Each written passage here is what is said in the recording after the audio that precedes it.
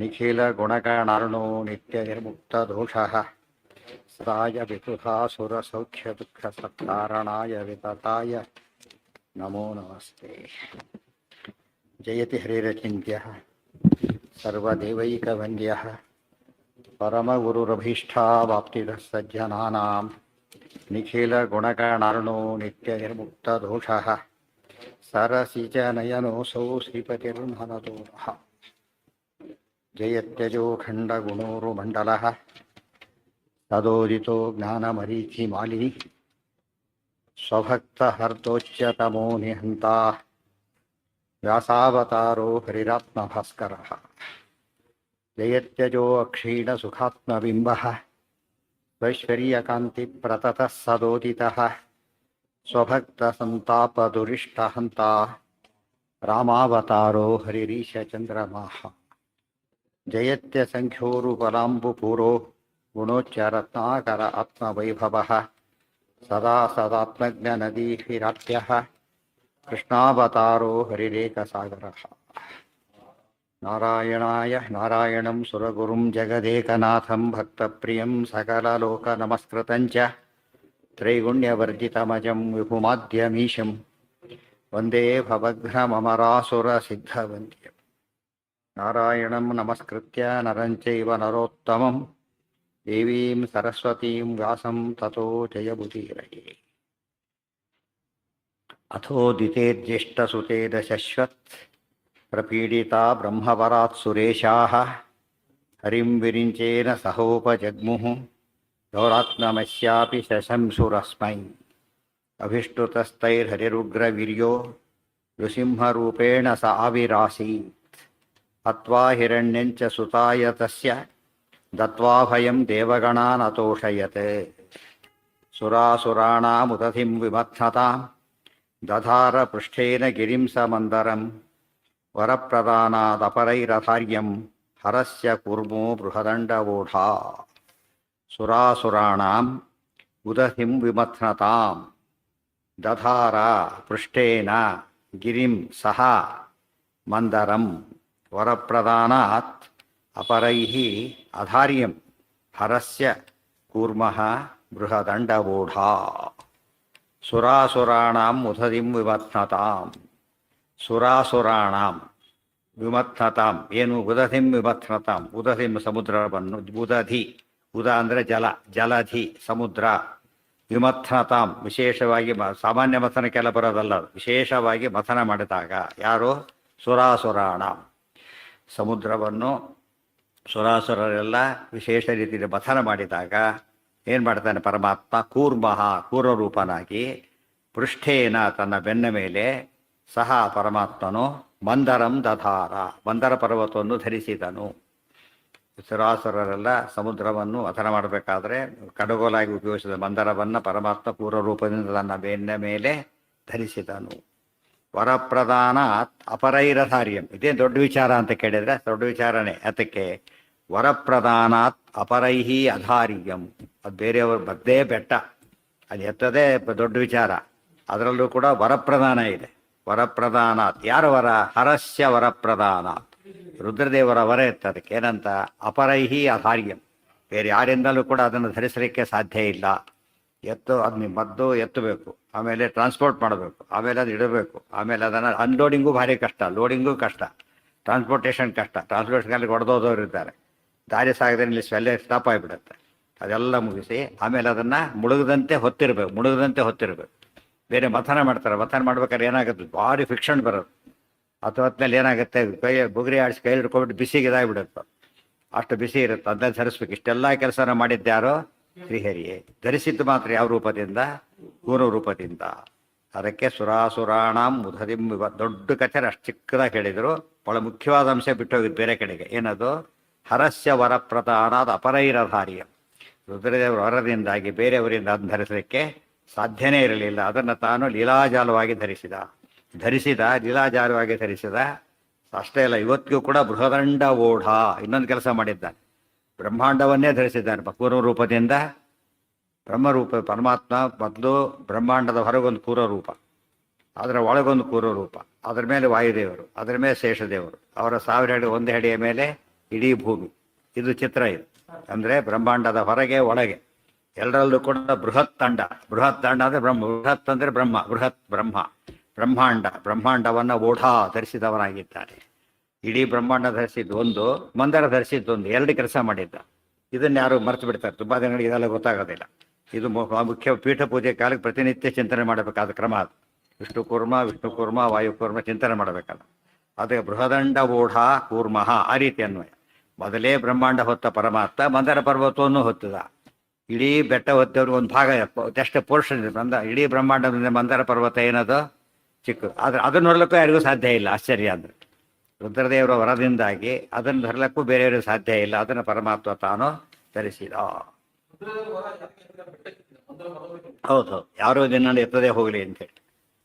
ಪ್ರದಾನಾತ್ ಅಪರೈರಧಾರ್ಯಂ ಹರಸ್ಯ ಕುರ್ಮೋ ಬೃಹದಂಡ ಓಡ. ವರ ಅಂದರೆ ಹೇಗೆ ಅಂದರೆ ಒಂದು ಸ್ಟೇ ಇದೆ, ಯಾರು ಮುಟ್ಟಬಾರಿ ಎತ್ತೋಗಿರೋದಕ್ಕೆ ಸಾಧ್ಯ ಇಲ್ಲ. ಅದನ್ನು ವೈಲೇಟ್ ಮಾಡ್ಬೇಕಾದ್ರೆ ಯಾರಿಗೆ ಸಾಧ್ಯ?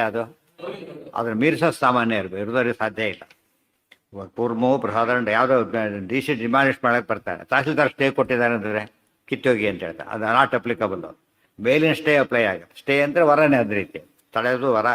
ಪರ್ಮಿಷನ್ ಕೊಟ್ಟರೆ ಒಂದು ವರ, ಸ್ಟೇ ಮಾಡಿ ಇನ್ನೊಂದು. ಇವ್ರಿಗೆ ವರ, ಉಳಿದೋರಿಗೆ ಶಾಪ.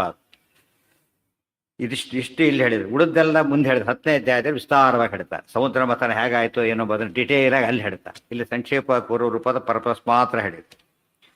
ವರಾದಜೇಯತ್ವಮವಾಪ್ಪ ದೈತ್ಯರಾಟ್ ಚತುರ್ಮುಖಶೈವ ಬಲಿರ್ಯದಾ ತದಾ ಅಜಾಯತೇಂದ್ರ ವರಜ್ಯೋತಿ ತೇ ಸುತೋ ಮಹಾನ್ ಅಜೋಪಿ ಅಬ್ಜ ಭವಾದಿ ಸಂಸ್ತುತಃ. ಈಗ ಮುಂದಿನ ವಾರ ಬಲಿಚಕ್ರವರ್ತಿ ಕಥೆ, ವಾಮನ ರೂಪದ ಕಥೆ. ಈಗ ವರಾತ್ ಅಜೇಯತ್ವಂ ಅವಾಪ ದೈತ್ಯರಾಟ್ ಚತುರ್ಮುಖಸ್ಯ ಏವ ಬಲಿಃ ಯದಾ ತದಾ ಅಜಾಯತ ಇಂದ್ರಾವರಜಃ ಅದಿತೇಃ ಸುತಃ ಮಹಾನ್ ಅಜಃ ಅಪಿ ಅಬ್ಜಭವಾದಿ ಸಂಸ್ತುತಃ. ವರಾತ್ ಅಜೇಯತ್ವಂ ಅವಾಪ ದೈತ್ಯರಾಟ್ ಚತುರ್ಮುಖಸ್ಯೈವ ಬಲಿಃ ಯದಾ ತದಾ. ಚತುರ್ಮುಖಸ್ಯ ಏವ ಚತುರ್ಮುಖಸ್ಯೈವ ಅಜಾಯತ ಇಂದ್ರಾವರಜಃ ಅದಿತೇಃ ಸುತಃ ಮಹಾನ್ ಅಜಃ ಅಪಿ ಅಬ್ಜಭವಾದಿ ಸಂಸ್ತುತಃ. ವರಾದಜೇಯತ್ವಂ ಅವಾಪ ಯದಾ ದೈತ್ಯರಾಟ್ ಬಲಿಃ. ದೈತ್ಯರಾಟ್ ಮುಂದೆ ಬಲಿ ಇದೆ. ದೈತ್ಯರಾಜನಾದಂಥ ಬಲಿಚಕ್ರವರ್ತಿ ಚತುರ್ಮುಖಸ್ಯೈವ ವರಾತ್, ಚತುರ್ಮುಖ ಬ್ರಹ್ಮದೇವರ ವರದಿಂದನೇ ಅಜೇಯತ್ವಂ ಅವಾಪ, ಅಜೇಯನಾಗಬೇಕು ವರ ತಗೊಂಡ. ಮೊದಲೇ ದೈತ್ಯ, ಬ್ರಹ್ಮದೇವರ ವರ. ಅವನು ದೈತ್ಯ ರಾಜ, ಪೊಸಿಷನ್ನು ದೈತ್ಯ ರಾಜ. ವರ ಬ್ರಹ್ಮದೇವರದು. ಬ್ರಹ್ಮದೇವರು ಜೀವೋತ್ತಮರು, ಅವರವರ ತಗೊಂಡ. ಅದು ಸಣ್ಣ ಪುಟ್ಟ ವರ ಅಲ್ಲ, ಅಜೇಯತ್ವ ವರ. ಯಾರೂ ಗೆಲ್ಲಕ್ಕೆ ಸಾಧ್ಯ ಇಲ್ಲ ಇವನನ್ನು. ಯಥಾತಥ ಈ ಪರಿಸ್ಥಿತಿ ಇದ್ದಾಗ ಪರಮಾತ್ಮ ಏನು ಮಾಡ್ದ? ಇಂದ್ರಾವರಜ, ಇಂದ್ರನ ತಮ್ಮನಾಗಿ, ಅವರಜ ಆಮೇಲೆ ಹುಟ್ಟಿದವನು. ಅನುಜ ಅವರಜ ಎರಡು ಒಂದೇ ಅರ್ಥ. ಅವರಜ ಅವರಜಃ ಏನಾಗಿ ಹುಟ್ಟಿದ? ಅದಿತೇಹೇ ಸುತಃ, ಅದಿತೇ ಮಗನಾಗಿ ಹುಟ್ಟಿದ. ಕಶ್ಯಪ ಮತ್ತೆ ತಂದೆ ಹೆಸರು ಹೇಳೋದಿಲ್ಲ, ನೆನಪಿರ್ಬೇಕು. ಹೆಂಡಂದ್ರೆ ಭಾರಿ ಆದ್ದರಿಂದ ಹೆಂಡತಿ ಹೆಸರು ಪ್ರಧಾನವಾಗಿ ಹೇಳ್ತಾರೆ. ಅದಿತೇ ಸುತಃ, ಅದಿತೇ ಮಗನಾಗಿ ಇಂದ್ರನ ತಮ್ಮನಾಗಿ. ಇಂದ್ರ ಮೊದಲೇ ಹುಟ್ಟಿಯಾಗಿತ್ತು, ಇಂದ್ರನ ತಮ್ಮನಾಗಿ ಹುಟ್ಟಿದ. ಅಜಾಯತ ಇಂದ್ರಾವರಜಃ ಸನ್ ಅದಿತೇಹೇ ಸುತಃ. ಇಲ್ಲಿ ತಮ್ಮನಾಗಿ ಹುಟ್ಟಿ ಅನುಗ್ರಹ ಮಾಡ್ತಾನೆ. ಬಲರಾಮ ಅಣ್ಣ, ಕೃಷ್ಣ ತಮ್ಮ. ಯಾರಿಗೆ ಸಮಸ್ಯೆ ಪರಿಹಾರ ಆಗ್ತಿತ್ತು? ಬಲರಾಮನ ಸಮಸ್ಯೆ ಕೃಷ್ಣನ ಪರಿಹಾರ ಆಗ್ತಿತ್ತು. ಇಲ್ಲಿ ಏನು ಇಂದ್ರದೇವರ ತಮ್ಮನಾಗಿ ಬಿಟ್ಟನಲ್ಲ ಅಂದರೆ ಬಲರಾಮನ ತಮ್ಮನಾಗಿ ತೋರಿಸಿದ್ದಾನೆ ಈಗಾಗಲೇ.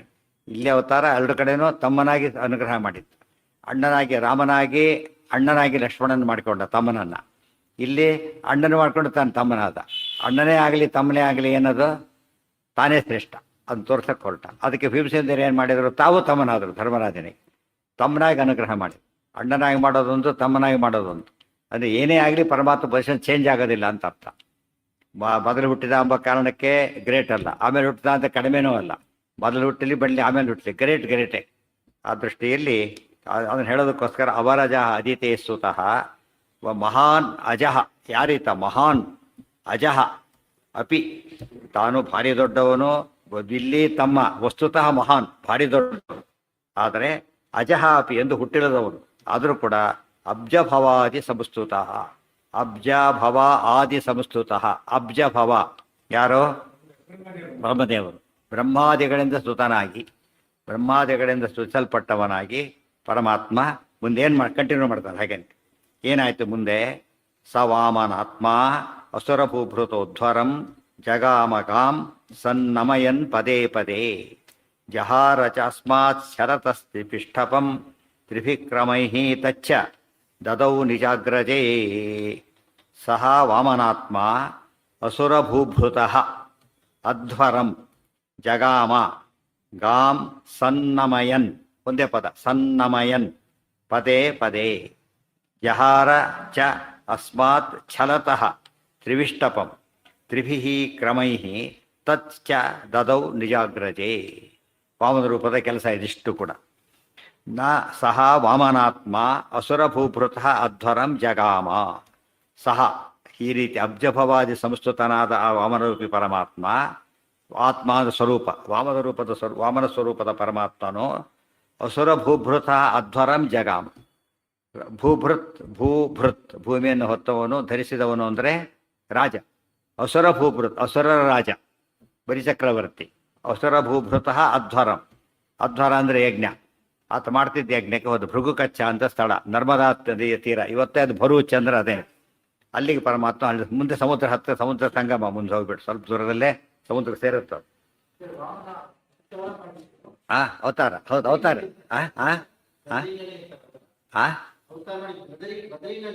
ಅಲ್ಲ ಅಲ್ಲ ಅಲ್ಲ ಅಲ್ಲ ಇಲ್ಲೇನೆ ಬಲಿಚಕ್ರವರ್ತಿ ಸಿದ್ಧಾಶ್ರಮ ಅಂತ ಬಂತಲ್ಲ, ವಿಶ್ವನಾಥ ಯಜ್ಞ ಮಾಡಿದಾರಲ್ಲ, ಅದು ಅವತಾರ ಮಾಡಿದ ಸ್ಥಳ ಸಿದ್ಧಾಶ್ರಮ. ಅಲ್ಲೇ ಅವತಾರ ಮಾಡಿ ವಾಮನ ರೂಪದ ಪರಮಾತ್ಮ ಅವತಾರ ಮಾಡಿದ್ದ ಅಲ್ಲಿ, ಬದಿರಿಯಲ್ಲ.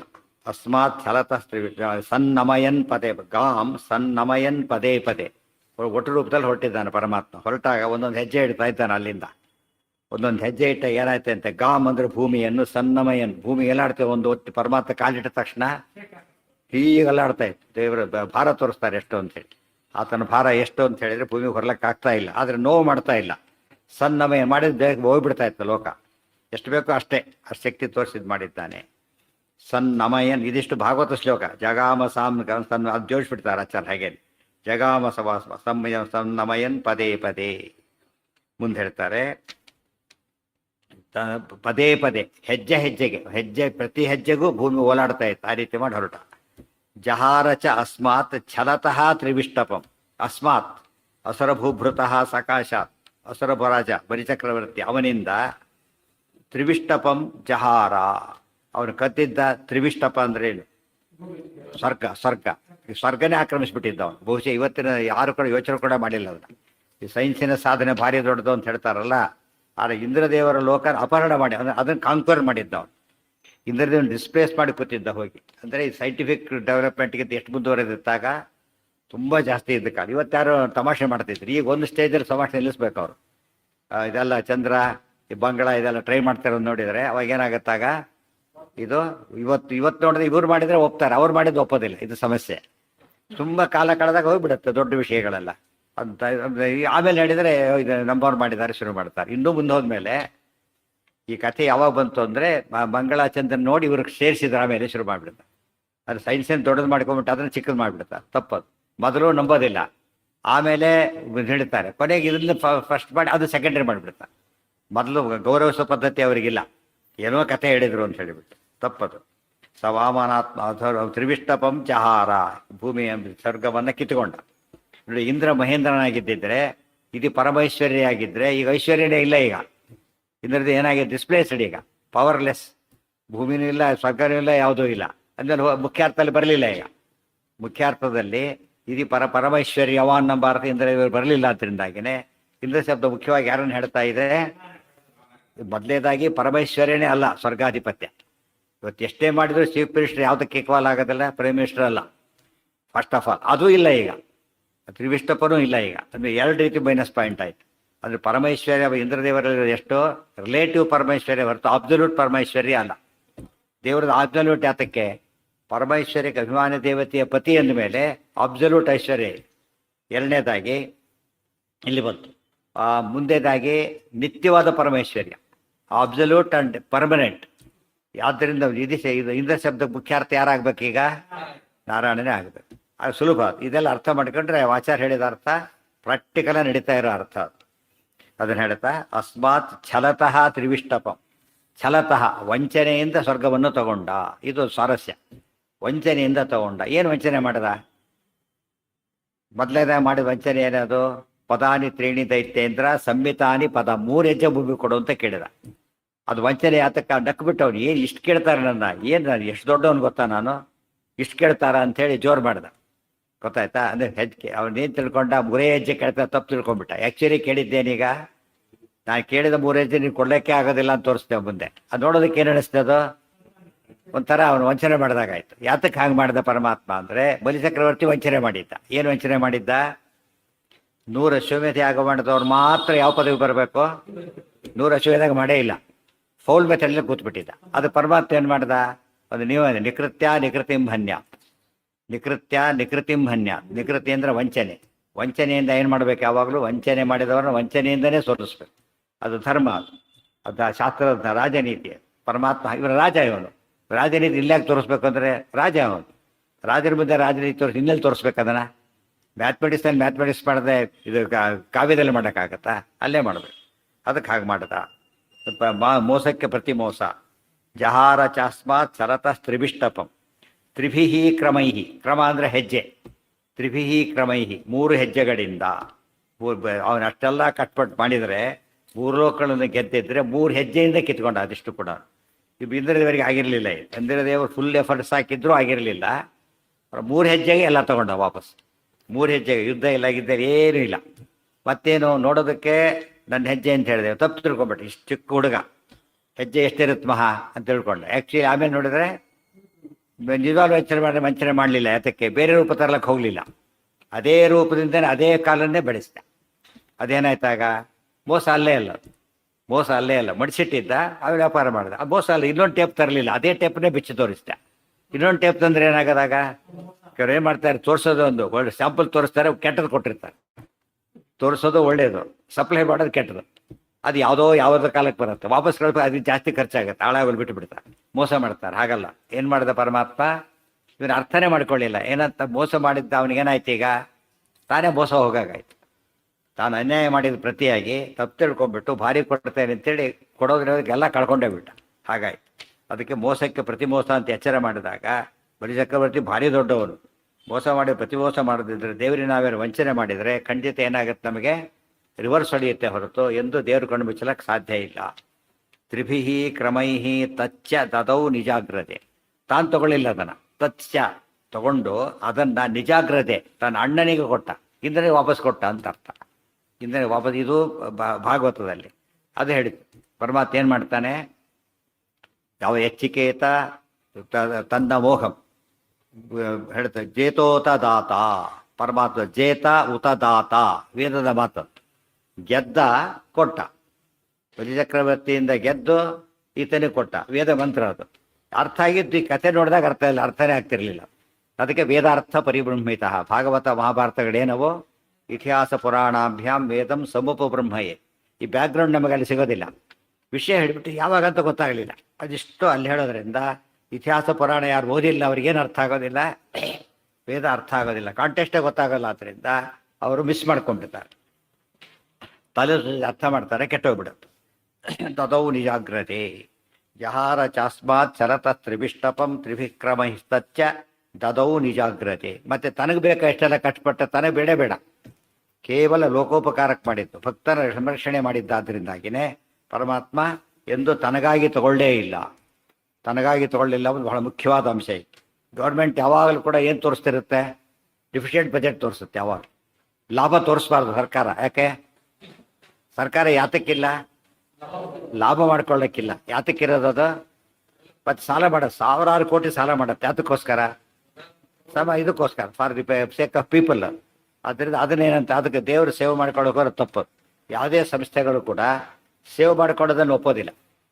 ಸೇವೆ ಮಾಡಿಕೊಂಡ್ರೆ ಅದು ನ್ಯಾಯ ಅಲ್ಲ. ಯಾಕೆ ಎಕ್ಸಾಮ್ಷನ್ ಕೊಡ್ತಾರೆ? ಜನರಲ್ಲಿ ಎಲ್ಲ ಯೂಸ್ ಮಾಡ್ತಾರೆ ಅಂತೇಳಿ. ಅದರಿಂದ ಬಿಡಿದ್ರೆ ತಾನೇ ಅದು ಇನ್ಕಮ್ ಅಂತ ಕರೆಯೋದಿಲ್ಲ ಅದನ್ನು. ಫಸ್ಟ್ ಆಫ್ ಆಲ್ ಅದು ಯೂಸ್ ಮಾಡ್ತಾರೆ. ಅದರಿಂದ ಇಲ್ಲ, ಅನಿವಾರ್ಯವಾಗಿ ಎಷ್ಟು ಸೇವ್ ಮಾಡಬಹುದಷ್ಟೇ. ಆದರೆ ಸರ್ಕಾರಕ್ಕೆ ಎಂದೂ ಕೂಡ ಯಾವಾಗಲೂ ಯಾವುದ್ರಲ್ಲಿ ಇರ್ತಾರೋ ಅವರು ಮೈನಸಲ್ಲೇ ಇರ್ತಾರೆ. ಗೊತ್ತಾಯ್ತಾ? ಮೈನಸಲ್ಲೇ ಇರಬೇಕು. ಅದು ಪೂರ್ತಿ ಖರ್ಚು ಮಾಡ್ತಾರೆ ಅಂತ ಅರ್ಥ. ಇಲ್ಲದವರು ತಪ್ಪದು. ಅದಕ್ಕೆ ದೇವರು ಹಾಗೆ ಮಾಡಿ ತೋರಿಸಿ ತನಗೋಸ್ಕರ ಏನು ಇಟ್ಕೊಳ್ಳೇ ಇಲ್ಲ, ಕೊಟ್ಟುಬಿಟ್ಟ. ತದೌ ನಿಜಾಗ್ರತೆ. ನಿಜೈ ಕ್ರಮೈಸ್ತಚ್ಚ ತದೌ ನಿಜಾಗ್ರತೆ. ಸವಾಮನಾತ್ಮ ಅಸುರಭುಭೃತೋಧ್ವರಂ ಜಗಾಮಗಾಂ ಸನ್ನಮಯನ್ ಪದೇ ಪದೇ ಜಹಾರ ಚಾಸ್ಮಾತ್ ಸರತಸ್ತ್ರಿಭಿಷ್ಟಪಂ ತ್ರಿಭಿಕ್ರಮೈಸ್ತಚ್ಚ ತದೋ ನಿಜಾಗ್ರಜೆ. ಎರಡು ಶ್ಲೋಕದಲ್ಲಿ ಎಷ್ಟು ವಿಷಯ ಹೇಳಿದ್ದಾರೆ ಅಂದರೆ, ಎಷ್ಟು ಪುರಾಣ ಓದಿರ್ಬೇಕು, ಇಷ್ಟೆಲ್ಲ ಸಮ್ಮರಿ ಕೊಡ್ಬೇಕಾದ್ರೆ. ನಾವು ಅರ್ಥ ಆಗ್ಲಿಕ್ಕೆ ಅಷ್ಟು ಓದಿರ್ಬೇಕು, ಬರಲಿಕ್ಕೆ ಅಷ್ಟಿರ್ಬೇಕು. ಅದನ್ನ ಅರ್ಥ ಮಾಡಿ ಸುಮ್ಮನೆ ಎರಡೇ ಶ್ಲೋಕ ಮಹಾ ಅಂತ ಓದಿಬಿಡ್ತಾರಲ್ಲ, ತಪ್ಪು ಹೋಗ್ಬಿಡುತ್ತೆ. ಆಚಾರ್ಯಗಂತ ನಾವು ಓದ್ಬಾರ್ದು. ಇಷ್ಟೇ ಎಷ್ಟು ಅಂತ ಒಂದು 2 ಗ್ರಾಮ್ ಚಿನ್ನ ಅಂತ ಬಿಸಾಕಿಬಿಟ್ರೆ ಹಾಗೆ ಆ 2 ಗ್ರಾಮ್ಗೆ ಎಷ್ಟು ಬೆಲೆ ಇರುತ್ತೆ ಗೊತ್ತಾಯ್ತಾ? ಅದೇನು ಟನ್ ಬಂಗಾರ ಬಿಟ್ಟು ಯಾರು ದಡ್ಡ, ಕಬ್ಬಿಣ ಬಿಟ್ಟು ಯಾರು ದಡ್ಡ ಅಂತ ಕರೆಯೋದಿಲ್ಲ. ಒಂದು ಟನ್ ಕಬ್ಬಿಣ ಬಿಟ್ಟು ಬಂದ್ಬಿಟ್ಟ, ಯಾರೋ ತಲೆ ಕೆಡಿಸ್ಕೊಳಕ್ಕೆ ಹೋಗೋದಿಲ್ಲ. ಆದರೆ 1 ಗ್ರಾಮ್ ಕಳ್ಕೊಂಡ್ರೆ ಏನು ಮಾಡ್ತಾರ ಅವನ್ನ? ದಡ್ಡ ಅಂತಾನೆ ಕರೆಯೋದು. ಯಾಕೆ? ಅದು ಬೆಲೆ ಗೊತ್ತಿಲ್ಲ ಅವನಿಗೆ. ಇದು ಆಚಾರ ಗ್ರಂಥಗಳೆಲ್ಲ ಆ ರೀತಿ ಇರೋದ್ರೆ ಎಷ್ಟು ಮತ್ತೆ ಅಷ್ಟೇ ಎಷ್ಟು ಸಮಸ್ಯೆ ಸಾಲ್ವ್ ಆಗುತ್ತೆ. ಅದರಿಂದ ಅನೇಕ ಸಮಸ್ಯೆಗಳೆಲ್ಲ ಪರಿಹಾರ ಮಾಡಿಬಿಡ್ತಾರೆ ಅಷ್ಟರೊಳಗೆ.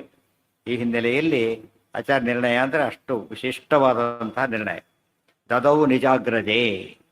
ಪಿತ್ತ ತಾರತಮ್ಯ ಗೊತ್ತಾಯ್ತು, ಭೇದ ಗೊತ್ತಾಯ್ತು, ಹಸುರ ಸ್ವಭಾವ ಗೊತ್ತಾಯ್ತು, ಅವ್ನು ಏನು ಮಾಡಿದ್ದ ಗೊತ್ತಾಯ್ತು, ಹೇಗೆ ತಗೊಂಡ ಗೊತ್ತಾಯ್ತು, ಎಷ್ಟು ಕೊಟ್ಟ, ಏನು ಮಾಡ್ದ, ಅದು ವರ ಇತ್ತು, ಅದು ಮಿಸ್ ಆಗಬಾರ್ದು. ವರದಿಂದಾಗಿ ಇದೇನು ಮಹಾನ್ ಯಾರೋ ಮಾಡ್ಬೋದಾಗಿತ್ತಲ್ಲ ಅಂತ ಕೇಳಿದ್ರೆ, ಬ್ರಹ್ಮದೇವ್ರ ವರ ಇರೋದ್ರೆ ಉಳಿದವರಿಗೆ ಸಾಧ್ಯ ಇಲ್ಲದ ಕೆಲಸ. ಆಜ್ಞಾ ಮನ್ಯೈರಧಾರ್ಯಂ. ಆಚಾರ್ಯ ಮಾಡಿದ ಕೆಲಸನೇ ಉಳಿದವ್ರಿಗೆ ಮಾಡಕ್ಕೆ ಬರೋದಿಲ್ಲ. ಇನ್ನು ದೇವ್ರು ಮಾಡೋ ಕೆಲಸ ಉಳಿದವ್ರಿಗೆ ಮಾಡಕ್ಕೆ ಬರುತ್ತಾ? ಸಾಧ್ಯನೇ ಇಲ್ಲ. ಆಜ್ಞಾ ಮನ್ಯೈರಧಾರ್ಯಂ ಅಂತೆ ಬಂತಲ್ಲ, ವರಾದಾಯ ಎಲ್ಲೈತದ ಹೇಳ್ಬೇಕಾದ್ರೆ ಚತುರ್ಮುಖಸ್ಯೈವ ವರಪ್ರಧಾನಾದ್ ಅಪರೈರಧಾರ್ಯಂ. ಅಪರೈರಧಾರ್ಯಂ ಆಜ್ಞಾ ಮನ್ಯೈರಧಾರ್ಯಾಂ. ದ್ವಾಯಸ್ತುತಿ ಅರ್ಥ ಆಗುತ್ತ. ಅಧಾರ್ಯ ಪರಮಾತ್ಮ ಮಾಡಿದ ಅಪ್ಪಣೆಯನ್ನು ನೆರವೇರಿಸಲಿಕ್ಕೆ ಬೇರೆ ಯಾರಿಗೂ ಸಾಧ್ಯ ಇರಲಿಲ್ಲ. ರಾಮದೇವರು ಮಾಡಿದ ಅಪ್ಪಣೆ ಸಮುದ್ರ ತರಣ, ಸೀತಾಕೃತಿ ದರ್ಶನ, ಅಲ್ಲಿ ಅಂಗುಳಿ ಪ್ರದಾನ, ಚೂಡಾಮಣಿ ತರೋದೆಲ್ಲ ಯಾರಿಗೂ ಸಾಧ್ಯ ಇತ್ತು? ಒಂದು ಹಾರಲಿಕ್ಕೆ ಯಾರಿಗೂ ಸಾಧ್ಯ ಇರಲಿಲ್ಲ. ಅದೆಲ್ಲ ಮಾಡಿದ ಹನುಮಂತ, ಅದಕ್ಕೆ ಅಧಾರ್ಯ ಅಂತ. ಹನುಮಂತ ದಾಸರಾಗಿ ರಾಮನಿಗಿರ್ಬೇಕಾದ್ರೆ ರಾಮ ಯಾರಾಗ್ತಾನೆ? ಈಗ ಎಷ್ಟು ದೊಡ್ಡವರಾಗ್ತಾರೆ. ಇದು ಜೀವೋತ್ತಮ ಸರ್ವೋತ್ತಮ, ಇದೆಲ್ಲ ಕಂಪೇರ್ ಮಾಡ್ತಾ ಇರಬೇಕು. ಸುಮ್ಮನೆ ವಾದಕ್ಕೆ ಕೂತ್ರೆ ಏನಾಗುತ್ತೆ? ಒಂದು ಯಾವ ನಮ್ಮ ದೊಡ್ಡ ಮೂರು ದೊಡ್ಡವರು ತೋರಿಸ್ಬೇಕು ಆಧಾರ ಯಾವಾಗಲೂ ಕೂಡ. ಈ ರೀತಿ ತೋರಿಸಿದಾಗ ಇವತ್ತು ವಿಶಿಷ್ಟತೆ ಏನಿದೆ, ಲಕ್ಷ್ಮಣ ದೊಡ್ಡವನು ಹನುಮಂತನಿಗಿಂತ ಅಂತ ಅವ್ರು ವಾದ ಮಾಡ್ತಾರೆ. ಅದಕ್ಕೆ ಆದ ಕಾರಣ ಏನೂ ಇಲ್ಲ, ಅವ್ರು ಕೊಡೋ ಕಾರಣ ಅದು ಸರಿ ಹೋಗೋದೇ ಇಲ್ಲ. ಮುಖ್ಯ ಕಾರಣ ಏನು? ಲಕ್ಷ್ಮಣ ಪ್ರಾಣದಾತಾಚ. ಅವರೇ ಹೇಳ್ಬೇಕಾದ ಶ್ಲೋಕ ಇದು. ಲಕ್ಷ್ಮಣನಿಗೆ ಪ್ರಾಣ ಕೊಟ್ಟಿದ್ದಂದ್ಮೇಲೆ ಲಕ್ಷ್ಮಣ ದೊಡ್ಡವನ ಹನುಮಂತ ದೊಡ್ಡವನ? ಬರೀ ಶ್ಲೋಕ ಅಲ್ಲ, ಅದು 2 ಸತ್ಯ ಆಗಿದೆ. ಆ ರೀತಿಯಾಗಿ ಸಂಜೀವನ ತಂದಾಗ Lakshmana first time, second time exclusively ಲಕ್ಷ್ಮಣನಿಗೆ ತರೋದು. ಫಸ್ಟು ಮಾಸಲ್ ತರೋದು, ಎಲ್ಲ ಕಪಿಗಳ ಸಮೇತ ಲಕ್ಷ್ಮಣ ಬಿದ್ದಿರ್ತಾನೆ. ಸೆಕೆಂಡ್ ಲಕ್ಷ್ಮಣ ಮಾತ್ರ ಬಿದ್ದಿರ್ತಾನೆ. ಆಗ ಮತ್ತೆ ತರ್ತಾನೆ ಹನುಮಂತ. 2 ಸತ್ತ ಲಕ್ಷ್ಮಣ ಪ್ರಾಣದಾತಾಚೆ ಆದಮೇಲೆ ಯಾರು ದೊಡ್ಡವ್ರೀಗ? ಇಷ್ಟಿದ್ರು ಯೋಚನೆ ಮಾಡೋದು. ಈಗಲೂ ಅವ್ರು ಹೇಳೋದೇ ಲಕ್ಷ್ಮಣ ದೊಡ್ಡವರು ಅಂತಲೇ ಹೇಳೋದು. ಬಟ್ ಅವಕ್ಕೆಲ್ಲ ಏನು ಅರ್ಥ ಆಗಿದೆ? ರಾಮಾಯಣದ ಕಥೆ ನೀವೇ ಹೇಳ್ತೀರಿ. ವಾಲ್ಮೀಕಿ ರಾಮಾಯಣ ನಾವು ಬರೋದು ರಾಮಾಯಣ ಅಲ್ಲ, ಅದು ಯಾರದಿದ್ದು? ವಾಲ್ಮೀಕಿ ರಾಮಾಯಣ ಭಾರಿ ಒಪ್ತಾರ ಅವ್ರು. ಅದ್ರ ಬಗ್ಗೆ ಸ್ವಲ್ಪ ಕೂಡ ಅಗೌರವ ತೋರಿಸೋದಿಲ್ಲ. ಅಂದಮೇಲೆ ಮೂಲ ಗ್ರಂಥ ಇರೋದನ್ನು ಹೇಳೋದು ಅಂದಮೇಲೆ ತಪ್ಪಾಯ್ತಲ್ಲ. ಕೇಳ್ತೀನಿ, ಮಾನ್ಯೋನ್ವಯೋ ಅನ್ಯೋನ್ಯ ಮಹೋದೃಶ್ಯತೆ. ಮೂಲಕ್ಕೂ ನೀವು ಮಾಡೋದಕ್ಕೂ ಅನ್ವಯ ಸರಿ ಹೋಗೋದಿಲ್ಲ, ಆದ್ದರಿಂದ ಒಪ್ಲಿಕ್ಕೆ ಸಾಧ್ಯ ಇಲ್ಲ. ಸರಿ, ಆಚಾರ್ಯ ಎಲ್ಲೂ ಕೂಡ ಏನಾಗಲ್ಲ, ತಾರತಮ್ಯ ಇದ್ದಾಗ ಹೆಚ್ಚು ಕಡಿಮೆ ಆಗುತ್ತೆ. ಅಲ್ಲಿ ವರಬಲ ಗಿರಬಲ ಶಾವ್ ಏನೂ ಇಲ್ಲ, ಪ್ಲೇನ್ ಆಗಿದೆ. ವಾಲ್ಮೀಕಿಗಳು ಹೇಳಿಲ್ಲ ನಾನು ಲಕ್ಷ್ಮಣ ನಾಟಕ ಮಾಡಿದೆ ಅಂತ ಹೇಳಲಿಲ್ಲ, ಲಕ್ಷ್ಮಣ ಅಸುರಮೋಹನ ಮಾಡಿದೆ ಅಂತ ಅಲ್ಲಿ ಹೇಳಿಲ್ಲ. ಲಕ್ಷ್ಮಣನ ಪ್ರಾಬ್ಲಮ್ಮೇ ಬಂದಿತ್ತು ಅಂತ ಹೇಳಿ. ಯಾಕೆ ಹೇಳಿದ್ದು ಅಂದರೆ ದುಷ್ಟ ಅಂತ. ಪ್ರತಿಯೊಂದು ಕೂಡ ಪ್ರೂವ್ ಆಗೋದ್ರಿಂದ ಆಚಾರ್ಯ ಯಾವ ಆ್ಯಂಗಲಲ್ಲಿ ನೋಡಿದ್ರು ಕೂಡ ಪರ್ಫೆಕ್ಟ್. ಅದಕ್ಕೆ ವಾದಿನ ಸೌಂಡ್ ಬರೀತಾರೆ. ಪರೇಚ ತತ್ವವಾದೇಸ್ಮಿನ್ ಗರೀಯಸಿ ಭರೋ ಮಮ. ತತ್ವವಾದ ಇದು. ತತ್ವವಾದ ಅಂದ್ರೆ ಏನು? ತತ್ವ ಅಂದರೆ ಸರಿಯಾದದ್ದು ಅಂತಾರೆ, ಸರಿಯಾದ ಮತ. ಇದ್ರ ಬಗ್ಗೆ ಭಾರಿ ಭರ, ನನಗೆ ಭಾರಿ ದೀಕ್ಷೆ ಇದೆ ಅಂತ ಹೇಳ್ತಾರೆ. ಅದಕ್ಕೆ ನ ಸ್ನೇಹ ನ ಚ ವಿಸ್ನೇಹಾತ್ ಯುಕ್ತ್ಯಾಕೃಷ್ಟೇನ ಕೇವಲಂ. ನಾನು ನಮ್ಮ ಮತ ಅಂತ ಸ್ನೇಹ ನನಗಿಲ್ಲ, ಮತ್ತು ಬೇರೆಯವ್ರ ಮತ ನಮ್ಮ ಮತ ಅಲ್ಲ ಅಂತ ದ್ವೇಷನೂ ಇಲ್ಲ. ಸರಿಯಾಗಿ ವಿಚಾರ ಮಾಡಿದರೆ ಗೊತ್ತಾಗೋದಿತ್ತು. ಅವ್ರ ಮಾತು ನಿಜವಾಗಿ ವಿಮರ್ಶೆ ಹೇಗೆ ಮಾಡಬೇಕು ತೋರಿಸ್ತಾರೆ. ವಿಮರ್ಶೆ ಹೀಗೆ ಮಾಡಿದರೆ ವಿಮರ್ಶೆ, ಹಾಗೆ ಮಾಡಿದಾಗ ಆಚಾರ ವಿಷಯ ಫುಲ್ ಗೊತ್ತಾಗುತ್ತೆ.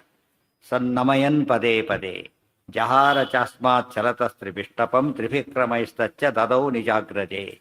ಪಿತಾಮಹೇನಾಶ್ಚ ಪುರಾಭಿಯಾಚಿತೋ ಬಲೇ ಕೃತೆ ಕೇಶವ ಆಹಯಧ್ವಚಃ ನಾಯಾಂಚಯಾಹಂ ಪ್ರತಿಹನ್ವಿತಂ ಬಲಿಂ ಶುಭಾನನೇತ್ತೇವ ತತೋ ಅಭ್ಯಯಾಚತ.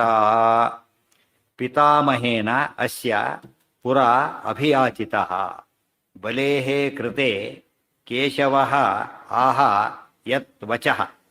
ಯತ್ ವಚಃ, ಯದ್ವಚನ ಆಗ್ಬೋದು, ಯತ್ ವಚಃನು ಸರಿ. ನಾ ಆಂಚಯಾಹಂ, ನಾ ಬಿಡಿಸ್ಬೇಕದನ್ನು. ಪ್ರತಿಹನ್ಮಿ ತಂ ಬಲಿಂ ಶುಭಾನನ ಇತಿ ಏವ ತತಃ ಅಭ್ಯಯಾಚತ. ಇನ್ನೊಂದು ಎಲ್ಲೂ ಇಲ್ಲ ಸೂಕ್ಷ್ಮ ವಿಚಾರವನ್ನು ಹೇಳ್ತಾರೆ. ಹೋಗೋದು ದಾನ ಕೊಡು ಅಂತ ಕೇಳೋದು, ಆಮೇಲೆ ಕೊಡೋದು ತಗೊಳ್ಳೋದು ಎಲ್ಲ ಮಾಡೋದು. ಇಷ್ಟೆಲ್ಲ ಯಾಕೆ ಮಾಡಬೇಕಾಗಿತ್ತು? ಬಲಿನ ಒಂದೇ ಹಾಕಿ ಕುಡಿಸಿದ್ರೆ ಮುಗಿದೋಗ್ತಿತ್ತು. ಅಲ್ಲೇನು ನಿಗ್ರಹ ಮಾಡ್ಬೋದಾಗಿತ್ತು. ಯಾವ ರೀತಿ ಯುದ್ಧದಲ್ಲಿ ಮಾಡ್ಬೋದಾಗಿತ್ತು, ಬೇರೆ ರೀತಿ ಮಾಡ್ಬೋದಾಗಿತ್ತು. ಯಾವ ರೀತಿ ಕೇಳಿದ ಹಾಗೆ ಮಾಡಿ ಯಾಕೆ ಮಾಡಬೇಕಾಗಿತ್ತು ಅಂದರೆ ಇದು ಎಲ್ಲೂ ಸಿಗಲ್ಲ. ಪುತ್ರ ಆಚಾರ್ಯ ಬರೀತಾರೆ, ಪಿತಾಮಹೇನ ಅಸ್ಯ ಅಸ್ಯ ಪಿತಾಮಹೇನ. ಈತನ ಪಿತಾಮಹ ಯಾರು? ಪ್ರಹ್ಲಾದ. ಪುರಾ ಹಿಂದೆ ಹಿಂದೆ ಅಸ್ಯ ಪಿತಾಮಹೇನ, ಈತನ ತಾತನಾದ ಪ್ರಹ್ಲಾದನಿಂದ. ಅದಕ್ಕೆ ಹೇಳ್ತಾರೆ ಬಲೇಹೇ ಕೃತೆ. ಬಲೇಹೇ ಪಿತಾಮಹೇನೂ ಹೌದು, ಬಲೇಹ ಕೃತೇನೂ ಹೌದು. ಎರಡು ಕಣ್ಣು ಮಾಡೋದು. ಬಲಿ ಚಕ್ರವರ್ತಿಯ ಪಿತಾಮಹನಾದ. ಬಲಿ ಪಿತಾಮಹ ಅಂದ್ರೆ ಯಾರಾಗ್ತಾರೆ? ಬ್ರಹ್ಮದೇವರು ಪಿತಾಮಹ ಅಂತ ಕರೆಯೋದು. ಇಲ್ಲಿ ಬಲಿಯ ಪಿತಾಮಹ ಅಂತ ಹೇಳಿದೆ. ಬರೀ ತಾತ ಅಂದ್ಬಿಟ್ರೆ ಬ್ರಹ್ಮದೇವರೆಲ್ಲರಿಗೂ. ಬೇರೆಯವ್ರು ಹೇಳಿದೆ ಸೇರಿಸಿ ಹೇಳಬೇಕು.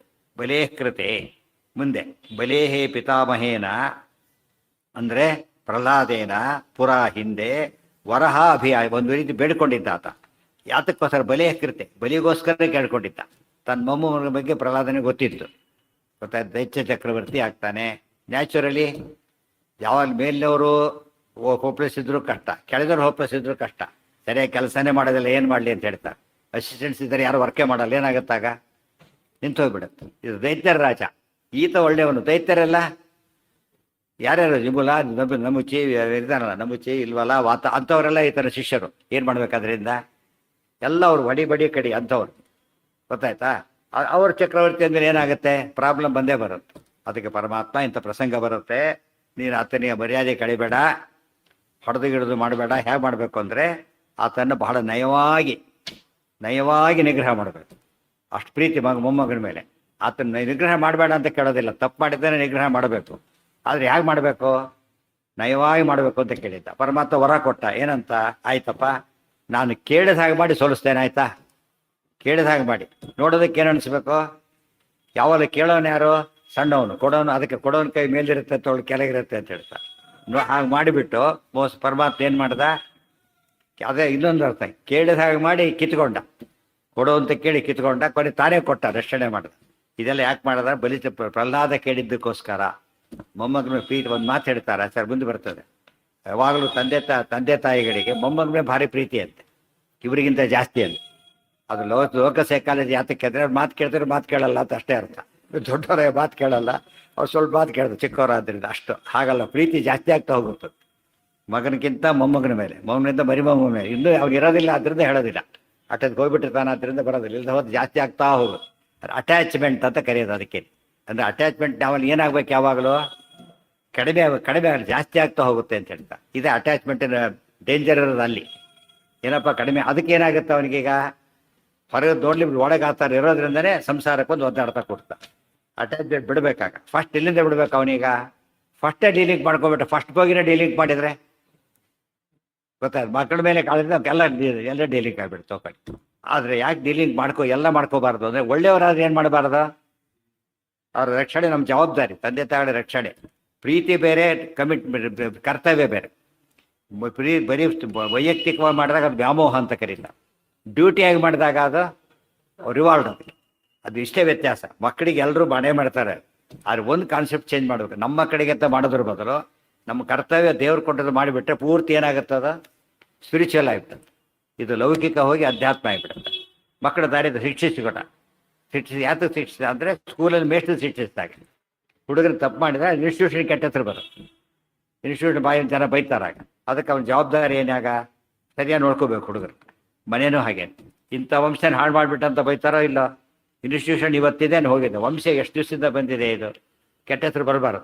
ಅದಕ್ಕೆ ಮಕ್ಕಳು ನಿಗ್ರಹ ಮಾಡಬೇಕಾಗ, ಒಳ್ಳೆಯದಕ್ಕೆ ಎನ್ಕರೇಜ್ ಮಾಡಬೇಕು, ಅದರ ವಂಶ ಬೆಳೆಯುತ್ತೆ. ಅದು ಆ ರೀತಿ ಮಾಡಿದಾಗ ಅದು ಅಭಿಮಾನ ಅಂತ ಕರೆಯೋದಿಲ್ಲ. ಅಭಿಮಾನ ಇನ್ನೂ ಹೇಳೋದಾದರೆ, ಅಭಿಮಾನ ಬಿಟ್ಟವನು ಕೆಲಸ ಮಾಡಾಗ ಅಭಿಮಾನ ಇದ್ದವನು ಮಾಡೋಕ್ಕಾಗಲ್ಲ. ಅಭಿಮಾನ ಇದ್ದವನಿಗೆ ಯಾವಾಗಲೂ ಏನಿರುತ್ತೆ? ಒಂದು ಟೆನ್ಷನ್ ಇರುತ್ತೆ. ಅಭಿಮಾನ ಇಲ್ದವನು ಸರಿ ಹೋಗೋದು. ಅದಕ್ಕೆ ಎಕ್ಸ್ಪರ್ಟ್ ಡಾಕ್ಟ್ರು ಕೂಡ ನಂಬರ್ 1 ಇನ್ ದಿ ವರ್ಲ್ಡ್. ಅವ್ರ ಅಪ್ಪ ಮಗನೇ ತಾನೇ ಆಪ್ರೇಷನ್ ಮಾಡಲ್ಲ. ಸರ್ಜರಿ ಮಾಡೋಕೆ ಏನು ಮಾಡ್ತಾನೆ? ಇನ್ನೊಬ್ಬನು ಬಿಡ್ತಾನೆ. ಯಾತಕ್ಕೆ? ಕಣ್ಣೆ ಆಪ್ರೇಷನ್ ಸ್ವಲ್ಪ ಎತ್ತು ಕಣ್ಣೆ ಹೋಗ್ಬಿಡುತ್ತೆ ಆಮೇಲೆ. ಯಾಕೆ? ಅವನ ಅಭಿಮಾನ ಅಡ್ಡ ಮಾಡುತ್ತೆ. ಒಂದು ಅಭಿಮಾನ ಬಿಟ್ಟವನು ಮಾಡೋ ಒಂದು ಕ್ವಾಲಿಟಿ ಅಭಿಮಾನ ಇದ್ದವ್ರಿಗೆ ಬರೋದಿಲ್ಲ. ಇದು ಎಕ್ಸಾಂಪಲ್ ಅದು. ಅದರಿಂದ ಶಾಸ್ತ್ರ ನಮ್ಮ ಜನ ಏನು ತಿಳ್ಕೊಂಡ್ಬಿಟ್ರು? ಈ ಶಾಸ್ತ್ರಕ್ಕೆ ಅನೇಕರು ಪ್ರವಚನಕ್ಕೆ ತಮ್ಮ ಮನೆಯವ್ರನ್ನ ಕಳಿಸಲ್ಲ. ಇದು ಕೇಳಿ ವೈರಾಗ್ಯ ಒಂದು ಮನೆ ಬಿಟ್ಟರು ಕಷ್ಟ ಅಂತ ಹೇಳ್ಬಿಟ್ಟು ಏನು ಮಾಡ್ತಾರೆ? ಇಲ್ಲೇ ಬಿದ್ದಿರಲಿ ಅಂತ ಹೊರಗೆ ಕಳಿಸೋದಿಲ್ಲ ಸಾಮಾನ್ಯ. ಅದು ಆ್ಯಕ್ಚುಲಿ ಕಳಿಸಿ ಏನಾಗುತ್ತೆ ಗೊತ್ತಾ, ಚೆನ್ನಾಗಿ ನೋಡ್ತಾರೆ ಇನ್ನೂ ಕೂಡ, ಗೊತ್ತಾಯ್ತು, ಚೆನ್ನಾಗಿ ನೋಡ್ತಾರೆ. ರಾಯರು ಹೇಳಿದ್ರಲ್ಲ, ಬಾಲ ಭಾರ್ಯ ಬಾಲಕವನು, ಅದು ಅಭಿಮಾನದ ಮಾತು ಅಲ್ಲದು, ಕರ್ತವ್ಯದ ಮಾತು. ಹೆಂಡತಿ ಚಿಕ್ಕವಳು, ಮಗ ಚಿಕ್ಕವನು, ಉಪನಯನ ಕೂಡ ಆಗಿಲ್ಲ, ಅದನ್ನು ಇದೆಲ್ಲ ಏನದು ಲೋಕಕ್ಕೆ ಪಾಠ ಅವ್ರು ಹೇಳಿದ್ದು. ತಾವು ವೈಯಕ್ತಿಕಕ್ಕಿಂತ ಆದರ್ಶ ಪ್ರತಿಯೊಬ್ಬನು ಕೂಡ ಎಷ್ಟು ಯೋಚನೆ ಮಾಡಬೇಕು ಅಂತ ಹೇಳ್ತಾನೆ. ಹೆಂಡತಿ ರಕ್ಷಣೆ, ಮಗನ ರಕ್ಷಣೆ, ತನ್ನ ಯೋಚನೆ ಎಲ್ಲ ಸರಿಯಾಗಿರ್ಬೇಕು. ಯಾವುದು ಎಮೋಷನಲಿ ಸನ್ಯಾಸ ತಗೊಂಡ ಅಂತ ಆಗಬಾರ್ದು. ಆ ಹೇಳೋದಕ್ಕೆ ಸಾಲ್ವ್ ಮಾಡಿ ಸನ್ಯಾಸ ತಗೊಂಡ್ರೆ ಹಾಗೆ ತಗೊಳ್ಳಿಲ್ಲ. ಈ ರಾಯರ ಚರಿತ್ರೆ ಓದೋರಿಗೆಲ್ಲ ಒಂದು ಹೊಸ ರೀತಿ ಬರ್ತದೆ. ಅಷ್ಟೇ ಭಾಗ ಓದ್ಬಿಟ್ರೆ ಸಾಕು. ರಾಯರಲ್ಲಿ ಭಕ್ತಿ ಮಾಡೋರಲ್ಲಿ ಏನು ಫಾಲೋ ಮಾಡಬೇಕಾಗತ್ತಾಗ ತಮ್ಮ ಕಮಿಟ್ಮೆಂಟಿಂದ ಎಸ್ಕೇಪ್ ಆಗ್ಲಿಕ್ಕೆ ಬರೋದಿಲ್ಲ ಅಂಬೋದನ್ನು ತೋರಿಸ್ಕೊಡ್ತಾರೆ. ಆಮೇಲೆ ಅದು ಸರಿಯಾಗಿ ಅದು ಬಿಡಿಸ್ಕೊಂಡು ಬಂತು. ಇದು ಬೇರೆ, ತುಂಬ ಜನ ಗೊತ್ತಿಲ್ಲ. ಅದು ಅಭಿಮಾನದಿಂದ ಆಗೋ ಕೆಲಸ ಯಾವಾಗಲೂ ಸೆಕೆಂಡ್ ಗ್ರೇಡ್, ಥರ್ಡ್ ಗ್ರೇಡ್. ನಿರ್ಮಾಣ ಬಿಟ್ಟವನು ಮಾಡೋ ಗ್ರೇಡ್ ಯಾವಾಗಲೂ ಆಗಿರುತ್ತೆ, ಕ್ವಾಲಿಟಿ ಇರುತ್ತೆ. ಅದಕ್ಕೆ ವ್ಯಾಲ್ಯೂಯೇಷನ್ ಕಳಿಸ್ಬೇಕು. ರಿಲೇಟಿವ್ಸ್ ಇದ್ರೆ ಹಿಂದೆ ಹಾಗೆ ಮಾಡ್ತಿದ್ರು. SLC ವ್ಯಾಲ್ಯೂಯೇಷನ್ ಕೊಡಬೇಕಾದ್ರೆ, PUC ಎಲ್ಲ ಕೊಡಬೇಕಾದ್ರೆ ರಿಲೇಟಿವ್ಸ್ ಯಾರು ಇರಬಾರ್ದು. ರಿಲೇಟಿವ್ಸ್, ಕ್ಲೋಸ್ ರಿಲೇಟಿವ್ಸ್ ಇರಬಾರ್ದು. ಅವ್ನಿಗೆ ಏನು ವ್ಯಾಲ್ಯೂಯೇಷನ್ಶಿಪ್ಪೇ ಕೊಡ್ತಿರ್ಲಿಲ್ಲ. ಈಗೇನು ಮಾಡಿದಾರೆ ಗೊತ್ತಾ, ಅದನ್ನು ಮಾತ್ರ ಅವಾಯ್ಡ್ ಮಾಡ್ತಾರೆ ಅಷ್ಟೇ. ಶಾರ್ಟೇಜ್ ಬಂದಿರೋದ್ರಿಂದ ಆ ಬ್ಯಾಚ್ ಮಾತ್ರ ಕೊಡಬಾರ್ದು, ಉಳಿದನ್ನು ಕೊಡ್ಬೋದು ಅಂತ ಮಾಡಿ. ಹಿಂದೆ ಅವ್ನು ಇರೋದೇ ಇಲ್ಲ. ಇವ್ರು ಬೈಕೋತಾ ಇದ್ರು, ರಿಲೇಟಿವ್ ನಮಗೆ ಇದೇ ಬರ್ತಾ ಇಲ್ಲ, ನಮಗೆ ವ್ಯಾಲ್ಯೂಯೇಷನ್ಶಿಪ್ಪೇ ಬರ್ತಾ ಇಲ್ಲ ಅಂತ ಓಡಾಡ್ತಿದ್ರು. ಕಾರಣ ಏನು ಅಂದರೆ ಅಲ್ಲೂ ಕೂಡ ಏನು ಡೈರೆಕ್ಟಾಗಿ ಕೊಡೋದಿಲ್ಲ. ಅವರು ಕೋಡ್ ಹಾಕಿ ರಿಜಿಸ್ಟರ್ ನಂಬರು ಮತ್ತೆ ಕೋಡು, ಡಿ ಕೋಡು ಇಷ್ಟೆಲ್ಲ ಮಾಡಿರ್ತಾರೆ. ಇಷ್ಟಾದರೂ ಇವ್ರು ಯಾರು ಮಾಡ್ತಾರೆ ಅಂತ ಹೇಳಿ ಕೊಡ್ತಿರ್ಲಿಲ್ಲ ಆಗಿನ ಕಾಲಕ್ಕೆ. ಯಾತಕ್ಕೆ ಉದ್ದೇಶ ಇರೋದು, ಅಭಿಮಾನ ಇದ್ದಾಗ ಅವನು ನ್ಯಾಯ ಸಲ್ಲಿಸೋದಿಲ್ಲ ಅಂತೇಳಿ. ಅದೇ ಶಾಸ್ತ್ರ ನಮ್ಗೆ ಅರ್ಥ ಆಗುತ್ತೆ. ಶಾಸ್ತ್ರ ಓದಿದರೆ ಮಾತ್ರ ನ್ಯಾಯ ಸಲ್ಲಿಸಕ್ಕೆ ಬರುತ್ತೆ ಹೊರತು, ಶಾಸ್ತ್ರ ಓದ್ದೇ ಇದ್ದವರು ತಮ್ಮ ಫ್ಯಾಮಿಲಿ ಕಮಿಟ್ಮೆಂಟ್ ಕೂಡ ಅರ್ಥ ಮಾಡ್ಕೊಳ್ಳೋದಿಲ್ಲ. ನಮ್ಮ ಹೆಂಡತಿ ನಮ್ಮ ಮಕ್ಕಳು ತಪ್ಪದು, ಅಲ್ಲಿ ತಿಳ್ಕೊಳ್ಳೋ ಹಕ್ಕು ಅವನಿಗಿಲ್ಲ. ಜವಾಬ್ದಾರಿ ಅದು. ಜವಾಬ್ದಾರಿ ಮಾತನ್ನು ವ್ಯಾಮೋಹದ ಮಾತು ಮಾಡ್ಕೋಬಾರ್ದು ಅಂತ ಹೇಳ್ತಾರೆ.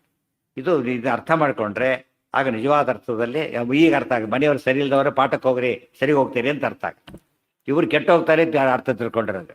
ರಿಟೈರ್ ಏನಾರು ಮಾಡ್ಕೊಂಡು ಹೋಗ್ರಿ, ಅದು ಬೇರೆ. ರಿಟೈರ್ ಏನಾರು ಮಾಡ್ಕೊಂಡು ಹೋಗ್ರಿ, ನಿಮ್ಮ ಕೆಲಸ ಓದೋಗಿರುತ್ತಲ್ಲ, ಏನಾರು ಆಗಲ್ಲ.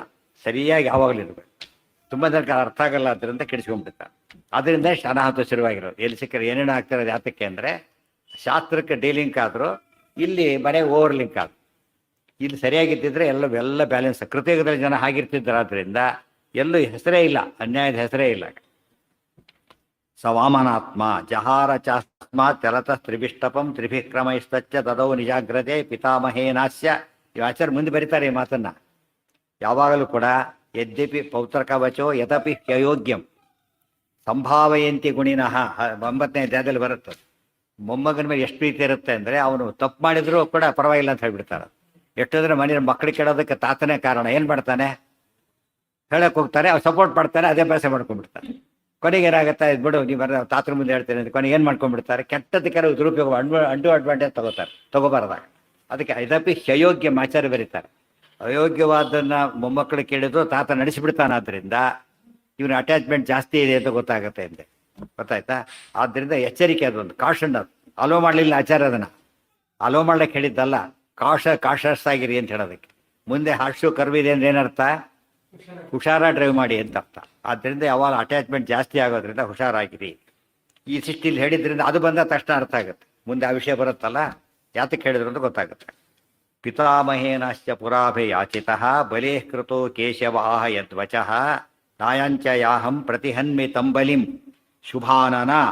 ಶುಭಾನನ ಪ್ರಹ್ಲಾದನೇ ಹೇಳಿದ ಮಾತು.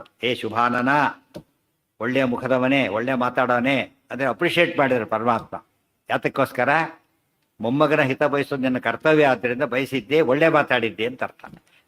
ಅಂಥವ್ರು ನೀನೇನು ಮಾಡ್ತೀನಿ ಅಂತ ಕೇಳಲಿಲ್ಲ. ಇದೆಲ್ಲ ಶುಭಾನನ ಪದ ಸ್ವಾರಸ್ಯವ ಅಲ್ಲಿದೆ. ಇತ್ತೇವ ವರ ಕೊಟ್ಟಿದ್ದರಿಂದ ತಥೋ ಅಭ್ಯಯಾಚತ, ಅದಕ್ಕೆ ಬೇಡದಾಗ ಮಾಡಿ ಕಿತ್ತುಕೊಂಡೆ ಹೊರತು ಬಡದು ಮಾಡಲಿಲ್ಲ. ಈಗ ರಾವಣಾದ ನಿಗ್ರಹ ಮಾಡಿದ ರೀತಿಯೇ ಬೇರೆ. ಅದು ಇವನ್ ನಿಗ್ರಹ, ಅಪ್ಪನ ನಿಗ್ರಹ ಮಾಡಿದ್ದ ಹಾಗೆ ಮರಿಮೊಮ್ಮ ನಿಗ್ರಹ ಮಾಡಿ ಹಿರಣ್ಯಕಶಿಪುವನ್ನ ಉಗ್ರವಾಗಿ ಸೀಳಿಕೊಂಡು ಬಿಡ್ತಾ. ಬಲಿಚಕ್ರವರ್ತಿ ಹಾಗೆ ಮಾಡೋದಿಲ್ಲ. ಇದಕ್ಕೆ 2 ಕಾರಣ. ಒಂದು ಕಾರಣ ಏನೋ, ಬಲಿಚಕ್ರವರ್ತಿ ಕೇಳಿದ್ದ, ವರ ಕೊಟ್ಟಿದ್ದ. ಇನ್ನೊಂದು ಕಾರಣ, ಸ್ವರೂಪತಃ ಯೋಗ್ಯ. ಬಲಿಚಕ್ರವರ್ತಿ ಮೂಲತಃ ಯಾರಾತ, ಯೋಗ್ಯ ಜೀವ. ಅದಕ್ಕೆ ಪಾಪಕರ್ಮವ ಸಹಿಸುವರೆ ಲಕ್ಷ್ಮೀಪತಿಗೆ ಸಮರಾದ ದಿವಿಜರನು ಈ ಪಯೋಜ ಭವಾಂಡದೊಳಗೆ ಆವಲ್ಲಿ ನಾ ಕಾಣೆ. ಕೋಪ, ಗುರುವಿನ ಮಣದಿ, ಭೃಗು, ನಗಚಾಪ ಮೊದಲಾದವರ ಯಾರು ಭಕ್ತರಾಗಿರ್ತಾರೋ ಅವರನ್ನು ಏನೋ ಪ್ರಹ್ಲಾದ ವರ ಕೇಳಿದ್ದ ಸರಿ, ಎಲ್ಲರಿಗೂ ಹೇಳಬೇಕು ಅಂತೇನಿಲ್ಲ. ಸ್ವರೂಪತೆ ಒಳ್ಳೆಯವರಾಗಿದ್ದರೆ ಪರಮಾತ್ಮ ಏನು ಮಾಡ್ತಾನೆ, ಭಾರಿ ಮೆರಿಟರು ಯಾರು ಇನ್ಫ್ಲೂಯೆನ್ಸು ಬೇಕಿಲ್ಲ. ಮೆರಿಟ್ ಇಟ್ ಸೆಲ್ಫ್ ಇದಿದ್ದಾಗಲೇ ಅದ್ರ ಪ್ರಭಾವ ದೊಡ್ಡದಾಗಿರುತ್ತೆ. ಆದ್ದರಿಂದ ಯೋಗ್ಯ ಅದೇ ದೇವರು ಸುಮ್ಮನೆ ವರ ಕೊಟ್ಟ ಅಂತ ನಡೆಸಿದ್ದು ಅಂತ ತಿಳ್ಕೊಂಡ್ಬಿಡಬಾರ್ದು. ಸ್ವರೂಪ ಯೋಗ್ಯತೆ ಗುಡ್ದವ್ರ ಕಮಿಟ್ಮೆಂಟ್ ಆಗುತ್ತೆ. ಭಸ್ಮಾಸನ ವರ ಕೊಟ್ಟರು ತಲೆಮೆ ಕೈಲಿ ಹೆಲ್ಪ್ಲೆಸ್ ಆಗಿಬಿಟ್ಟು ದೇವ್ರು ಹಾಗೆ ಮಾಡಿದ್ದಲ್ಲ. ವರ ಕೊಡ್ಬೇಕಾದ್ರೆ ಹ್ಯಾಕೆ ಕೊಟ್ಟಿರ್ತಾನೆ, ಅದನ್ನು ಅನುಗ್ರಹ ಮಾಡಿಯೇ ಕೊಟ್ಟಿರ್ತಾನೆ ಹೊರತು ಈಲ್ಡಾಗಿ ಕೊಡೋದಿಲ್ಲ. ಏನೋ ಮಾಡಿದ್ರು ಒಂದು ಸಿಕ್ಕಾಕೊಂಡ್ಬಿಟ್ಟೆ ಅಂತ ಕೊಡೋದಿಲ್ಲ. ತಥೋ ಅಭ್ಯಯಾಚತ, ಅದಕ್ಕೇನೆ ಅಯಾಚತ ಅಭ್ಯಯಾಚತ, ಭಾರಿ ಕೇಳ್ದ ಭಾರಿ ಹೊಗಳಿಬಿಟ್ಟು ಅಂಥವು ನೀನು ಇಂಥವು ನೀನು ಭಾರಿ ಹೊಡ್ತಾನೆ ಫಸ್ಟ್, ಆಮೇಲೆ ಎಷ್ಟು ಕೇಳ್ತಾನೆ.